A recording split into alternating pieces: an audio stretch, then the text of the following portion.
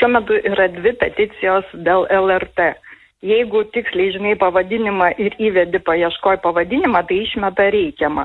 Bet jeigu įvedi paieškoj, pavyzdžiui, peticiją dėl LRT, tai pirmos 3 pozicijos, ką išmeta paieška Google, yra peticija, kurią siekiama atleisti Moniką Gorbačevskaitę.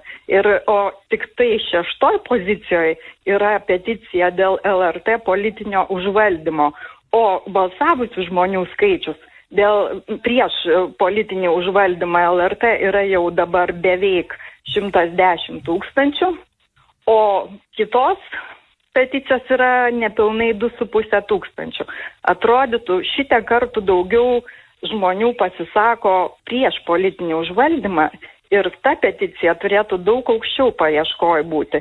Bet būtent dėl botų veiklos, kurie deda patiktukus po Facebooko paskyromis, kurios platina tą naujai atsiradusią peticiją, apgaunamas netgi Google algoritmas ir jis į viršų meta tą visiškai nepopuliarią peticiją, o kur pasirašė beveik 110 000 žmonių, nukiša į apačią. Taip, dėkui Jums už skambutį.